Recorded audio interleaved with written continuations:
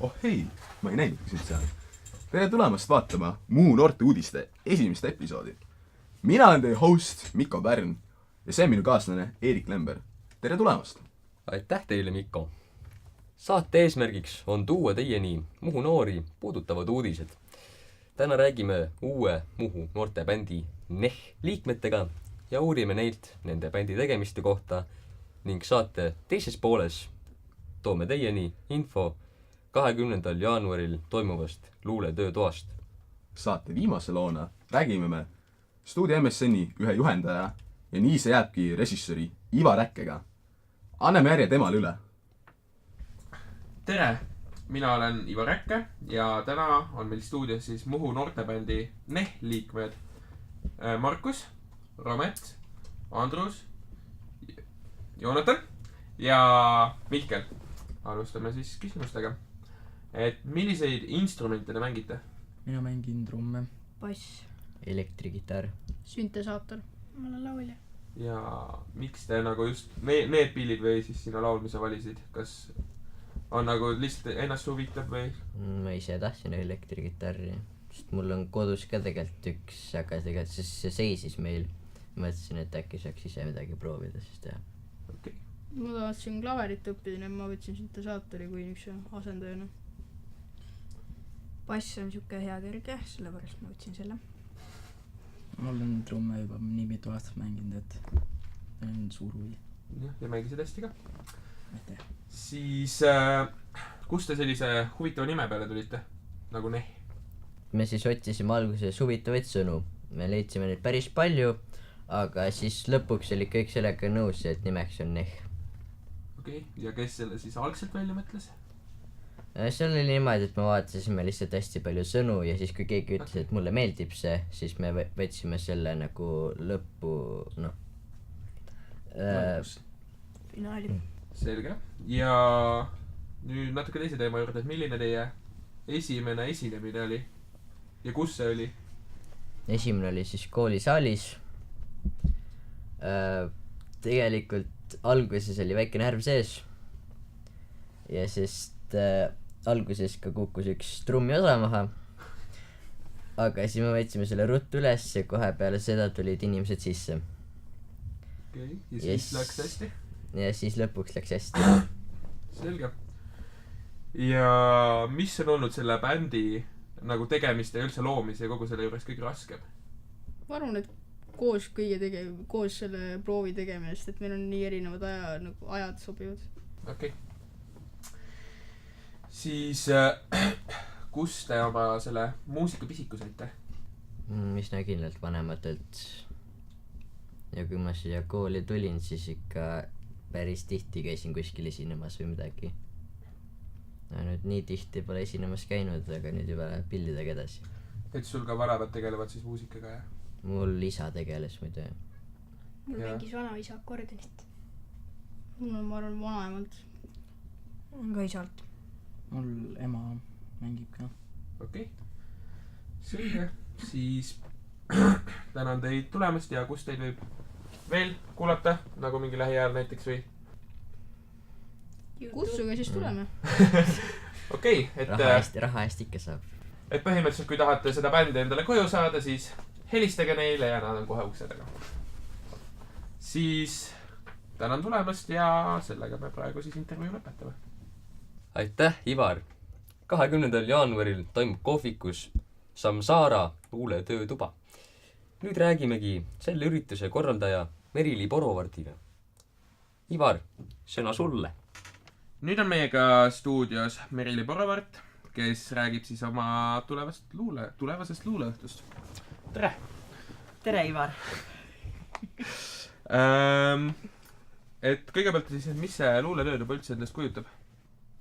Luuletöötuba kujutab endas õhtut, kus ma viin läbi erinevaid harjutusi, erinevaid loomingulisi ülesandeid selleks, et kirjutada ühte teksti. Okei. Ja kes sinna oodatud on? Kõik, absoluutselt kõik. Kõik, kes tulla tahavad? Jaa. Selge. Ja millal see toimub? Sel laupäeval, 20. jaanuaril kell 8. Ja kus? Samsara kohvikus, Selge. Muhus. Selge. siis kust tuli üldse niisugune mõte sellist töötuba teha? plaan oli teha igal kuul üks luuleõhtu, kus luuletajad esinevad. Ja kuna ma mõtlesin, et iga õhtu võiks olla nagu erinev, siis seekord on töötoa plaan. Okei. Ja kes seda läbi viivad? Nagu neid töötubasi ja... Seda viin läbi ainult mina. Ainult sina? Jaa. Kõik töötoad ja kõik selle viid sina ka läbi? Okei, just selge. Nii, nüüd natuke teisel teemal, et üldse, kus sina enda luulevisiku said? Ma ei tea, ema kinkis jõuludeks vihiku, hakkasin kirjutama lihtsalt. Ja millist luulet sa siis kirjutad? Igasugust. Mis pähe tuleb parasjagu. Ja kas neid on võimalik lugeda ka kuskilt? Neid on võimalik lugeda, jah. Küsige minu käest. Okei, selge. Ja tean, et oled ka korraldanud erinevaid luuleõhtuid veel, et millal võib järgmist oodata? No seda ma ei oska kosta. Arne Krupnik pakkus välja, et võiks Kuressaares teha, nii et võib-olla tuleb Kuressaares järgmine. Ja sa töötad ka Muhu noortekeskuses. Kas seal ka on midagi huvitavat lähiajal toimumas? Praegu stuudio MSN töötab päris hästi. Teevad mitmeid erinevaid videosid ja filme. Veel? Mingeid üritusi tulemas? Üritusi suurem. Pitsaõhtu. Homme on pitsaõhtu, jah. Homme, okei. Ilmselt siis, kui see video välja läheb, siis ei ole enam homme, nii et... Aga sa oled juba peaaegu aasta aega noortekeskuses töötanud. Et kuidas sa selle, nagu selle viimase aasta kokku võtaksid?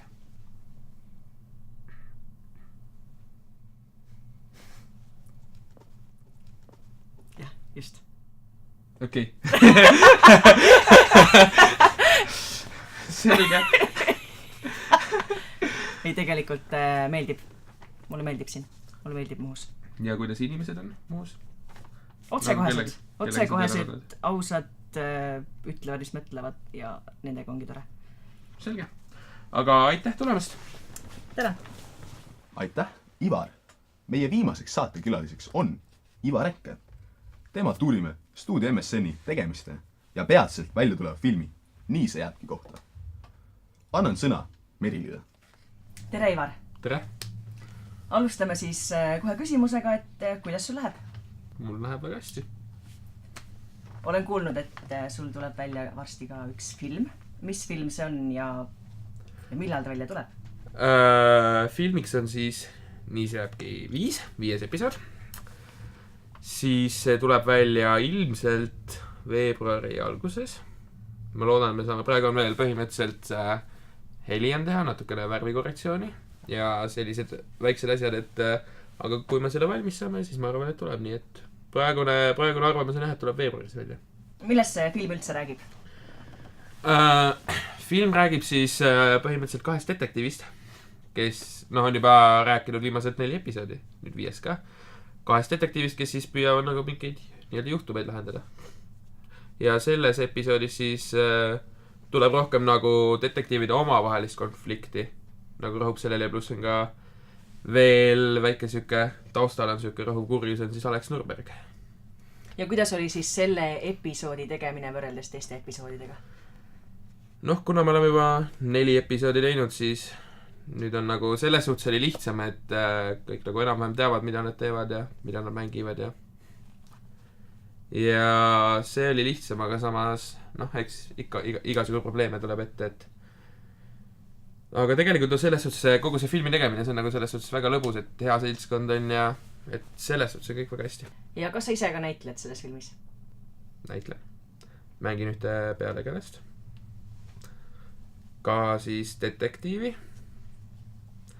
Ja minu tegelane siis selles episoodis saab ka nagu natukene huvitavamasse suunda, aga rohkem ma ei tohi praegu väga öelda.